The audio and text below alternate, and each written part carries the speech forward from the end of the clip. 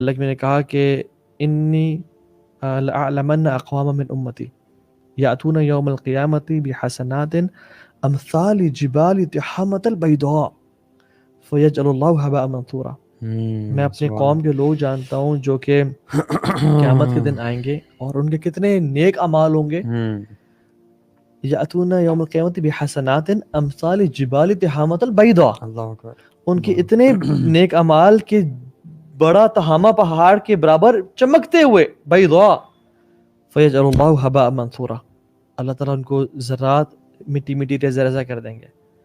تو صحابہ نے کہا یا رسول اللہ صفہم لنا جلہم لنا اللہ نکون منہم. ہمیں ان کے بارے میں بتائیں, ان کی ٹریٹس بتائیں, کیسے ہوں گے وہ لوگ تاکہ ہم ان میں سے نہ بن جائیں. اور آپ نے کیا کہا انہم من اخوانکم. اور ٹریڈز اور ان کی وہ بتائیں نشانیاں بتائیں کہ وہ ہوں گے کون, تمہارے بھائی ہوں گے. ومن جلدتکم ویأخذون کما تأخذون اللیل ولکن اذا خلوا بمحارم اللہ تعالی انتہکوها.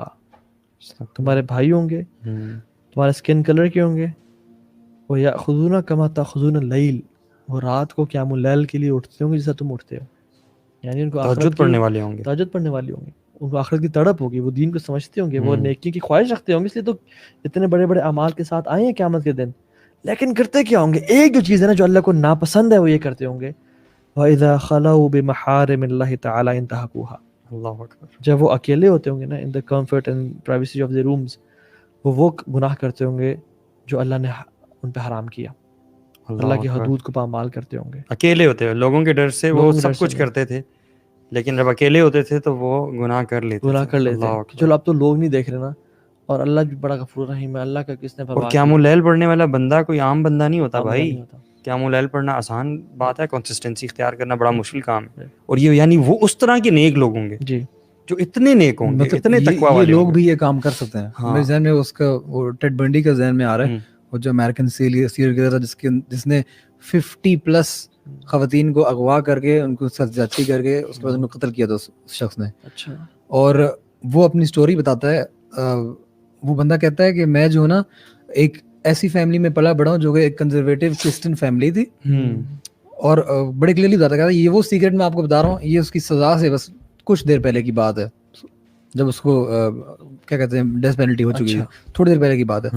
کہتا ہے کہ میں جو ہے نا وہ ایک کنزرویٹو کرسچن فیملی سے بلانگ کرتا ہوں. میرے پیرنٹس جو ہیں وہ اس زمانے کے ٹپیکل پیرنٹس ہیں, یہ 1980s کی بات ہے, غالباً 87 89 کی بات ہے. کہتا ہے یہ میرے پیرنٹس وہ لوگ ہیں جنہوں نے اپنے بچوں کے اوپر, اولاد کے اوپر پورا فوکس کیا ہوا تھا. آج کل کی طرح نہیں ہے کہ بس ٹیبلٹ دے کے چھوڑ دیا جیسا مرضی بڑے ہوتے رہے. انہوں نے پورا فوکس کیا ہوا تھا اپنی اولاد کے اوپر.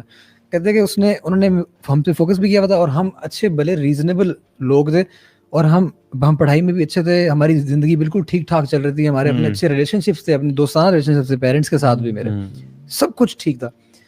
کہتا ہے لیکن ایک مسئلہ تھا جو کہ میں نے اپنے اندر آج تک چھپا کے رکھا ہے, اور وہ کیا مسئلہ تھا؟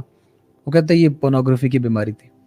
کہتے ہیں کہ یہ ایسی بیماری ہے کہ یہ 80s کے اندر یہ بندہ بات کر, کہتے ہیں یہ ایسی بیماری ہے کہ یہ مت سوچیں کہ یہ تو ہمارے بھائی ہیں, ہمارے ہسبینڈز ہیں, ہماری بہنیں ہیں یا ہماری مائیں ہیں, تو یہ نہیں کر سکتے.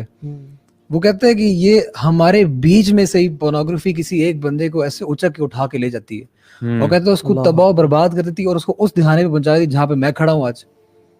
کہتے ہیں میں بالکل باقی سب کچھ میرے زندگی میں اچھا چل رہا تھا, اور میں ریزن آدمی, مجھے کوئی سائیکوٹک ایشوز بھی نہیں تھے, بالکل ٹھیک تھا, میں ڈیسنٹ آدمی تھا, اچھی فیملی سے. لیکن ایشو کیا تھا؟ ایشو یہ تھا کہ وہ صرف پورنوگرافی سے ایڈکٹڈ تھا, اور اس کے اپنے الفاظ ہیں. کہتے ہیں there comes a time کہ جب you no longer enjoy pornography, آپ جتنے مرضی ایکسٹریم پہ چلے جائیں, you have to take the next step. اور وہ نیکسٹ اسٹیپ پھر کیا ہوتا ہے؟ ریپ. وہ یہ ہوتا ہے جو آپ کے سامنے آج موجود ہے. اور جو میں دیکھ رہا ہوں ان کو میں کہنا چاہوں گا کہ ڈونٹ ٹیک اٹ لائٹلی. واللہ چھوٹی چیز ہے, ڈونٹ تھنک کہ آپ چلو کر لیتے ہیں, آپ کو اپ کر جائیں گے. واللہ ٹیک اٹ ویری سیریسلی. آپ گرو کر رہے ہیں ایوری ڈے, آپ گرو کر رہے ہیں ایوری ڈے, اور آپ بڑے ڈسٹرکشن کی طرف جا رہے ہیں, دنیا میں بھی آخرت میں بھی. کیا فائدہ یار, یا تو نا بندہ یہاں انجوائے کر لے, ذرا انجوائے کر لے, اور آخرت میں چلو کر لے. یہاں پہ بھی خوار ہو رہا ہے اور آخرت میں تو ہو رہا ہے. اور ایک شخص تھا جو کہ کہتے ہیں میں پوائنٹ دیکھ رہا تھا, اور nobody was at my home, میں بالکل کمفرٹیبل ہو کے دیکھ رہا تھا. تو اچانک دروازہ کھل گیا, میں نے کہتے ہیں میں لیپ ٹاپ بند کر کے, میرا نا دل جو ہے نا دھڑکنا شروع ہو گیا, اور میں ڈر گیا. It was my cat. کہتے ہیں مجھے اتنی شرم آئی کہ عالم الغیب و شہادہ مجھے دیکھ رہا تھا, مجھے اس سے حیا نہیں آئی, اپنی پیٹ سے اور بلی سے میں ڈر گیا. اور واللہ یہ جو چیز ہے نا, وہ پون سے بڑا گناہ یہ تھا کہ آپ کسی انسان سے ڈر گئے, کسی انسان کے آنے پہ آپ نے لیپ ٹاپ بند کر کے رکھ دیا یا موبائل فون کو ایسے کر لیا, اور آپ عالم الغیب و شہادہ سے نہیں It ڈرے. shows your عقیدہ نا کہ this man is watching me and you don't think the same about Allah subhanahu wa ta'ala, that Allah is also watching you. وہ تو وہ ہے وما تسقط من ورقۃ الا یعلمها. ہم جسٹ امیجن کرنا کتنے درخت ہیں یار, کیا کمال علم ہے اس ذات کا, اور کتنی مخلوقات ہیں, ذرات ہیں, چونٹیاں ہیں, لیکن وہ ایک پتے کو جانتا ہے. اور علماء تفسیر میں بیان کرتے ہیں وہ یہ بھی جانتے ہیں کہ وہ پتا جو ہے کس طرف گرے گا, اس طرف یا اس طرف گرے گا. جب وہ جانتا ہے تو پھر میرے اور آپ کے اعمال نہیں جانتا. اچھا پھر جو یا باغ خیر اقبل, رمضان کی راتوں میں یہ اناؤنسمنٹس ہوتی ہیں, اے لوگوں جو خیر کام کرنے والے ہو آگے بڑھو اور زور لگاؤ. وہ یا باغ شر اکثر, اے شر کے چاہنے والے اب تو رک جا, اب تو جہنم کے دروازے بند ہیں, جنتی کھلے ہوئے ہیں. اللہ جو آسمان اور زمین کے رازوں کو جانتا ہے اور پتے کے گرنے کو جانتا ہے, وہ آپ کے آنسو کو نہیں جانتا. پھر اگر آپ اپنا آنسو بہاتے ہیں, اگر آپ اس کی یاد میں روتے ہیں یا اس پوائنٹ کی وجہ سے آنسو بہاتے ہیں اور کہتے ہیں یار اب میری بس ہو گئی ہے, مجھے تو نکال, میں ایفرٹ کروں گا, کوشش کروں گا, نکالنا ہے مجھے, تو نے ہمت تو نے دینی, اور آپ آنسو بہاتے ہیں, تو وہ جو آنسو ہے نا وہ اس کو اچھی طرح جانتا ہے, جو پتوں کو بھی جانتا ہے. واللہ آج کے دور میں نا, آج کے دور میں میں سمجھتا ہوں جتنا بڑا یہ فتنہ ہے نا, اس فتنے سے صرف اور صرف اللہ سبحانہ وتعالی کی خاص رحمت ہی ہے جو بندہ نکالتا ہے. میں بتاؤں یہ پانی ہے نا, سب پانی ایک طرح کے نہیں ہوتے.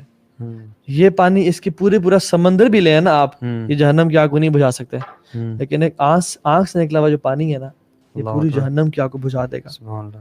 یہ ایک قطرہ جو آپ کی آنکھ سے نکلے نا, this is more valuable than the oceans. واللہ اللہ تعالیٰ قرآن میں فرماتے ہیں نا وَاسْتَعِینُوا بِالصَّبْرِ وَالصَّلَاةِ, دو اللہ تعالیٰ نے ٹریٹس بیان کیے ہیں.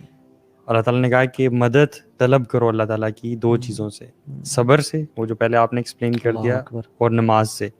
تو میرے ذہن میں یہ بھی آ رہا ہے کہ اگر تو ہم کمیٹیڈ ہیں نا بہت زیادہ کہ یار ہم نے چھوڑنا ہی چھوڑنا ہے, ٹھیک ہے, موٹیویشن آ گیا, یہ آنے کے بعد نا اصول بنا لیں کہ 5 وقت کی جو نمازیں ہیں نا, یہ آپ نے مسجد میں پڑھنی ہے, اور اذان ہوتے ہی آپ نے پہنچ جانا ہے. اگر آپ یہ روٹین سٹارٹ کرتے ہیں نا, انشاءاللہ الرحمن, اللہ تعالیٰ کی توفیق سے اللہ تعالیٰ this is tried and tested, اللہ تعالیٰ آپ کو ایسے نکال لیں گے. بالکل شیخ, اللہ تعالیٰ قرآن مجید میں کہتے ہیں نا اقیموا الصلاۃ وآتوا الزکاۃ ان الصلاۃ تنہی عن الفحشاء والمنکر. ایگزیکٹلی, اللہ اکبر. اللہ تعالیٰ نے بتا دیا کہ نماز بے حیائی اور برے کاموں سے روکتی ہے. یا آپ کو پون نماز سے روک دے گا, یا آپ کو نماز پون سے روک دے گی. دونوں چیزیں کٹھی لمبا نہیں چل نہیں سکتی, لمبا نہیں چلیں گی. صحیح بات. شروع میں کچھ عرصہ آپ بیٹل کریں گے, یا ان میں سے ایک چھوٹ جائے گی. شیطان کا کامن ٹریپ نہیں, لوگ آگے کہتے کہ یار میں یہ گناہ کر لیا, میں کس منہ سے نماز پڑھوں. ایگزیکٹلی, او بھائی نماز پڑھو تاکہ تمہارا یہ گناہ برا کام چھوٹ جائے. صحیح, دوستوں نے خود بتایا ہوا, لڑکوں نے خود بتایا ہوا کہ جب ہم نے نماز شروع کی ہے نا, ارسپیکٹو ہم اس میں چیز میں پڑھیں کہ نہیں پڑھیں, نہیں چھوٹی جا رہی. نماز میں پڑھے نا جب, تو نماز کی وجہ سے ہم سوچتے ہیں یار ابھی میرے پاس ٹائم ہے, میں اکیلا ہوں, 12:30 ہو رہے ہیں, 1:30 بجے جماعت ہے, ٹھیک ہے, تو کہتے ہیں میرے پاس ابھی موقع ہے کہ ابھی میں نا لگا لوں اپنا موبائل فون نکال کے میں پورنوگرافی میں انڈلج کر لوں. کہتے ہیں لیکن میں پھر رک جاتا ہوں کہ یار میں نماز پڑھنے جانا ہے ابھی, تو ابھی اتنا ٹائم نہیں ہے میرے پاس. اور وہ بچیں گے, ظہر کی نماز میں بچیں گے, عصر کی نماز میں بچیں گے, مغرب کی نماز میں بچیں گے, عشاء کی نماز میں بچیں گے, فجر کے ٹائم پہ جو دوبارہ پیک ٹائم ہوتا ہے دوبارہ اس ٹائم پہ بچیں گے. اور کانشیسنس کا بھی ہونا کہ یہ نماز کے لیے میں جا رہا ہوں, میں نے آدھے گھنٹے میں اللہ کے سامنے کھڑے ہونا, جا کے کس منہ سے میں کھڑا ہوں.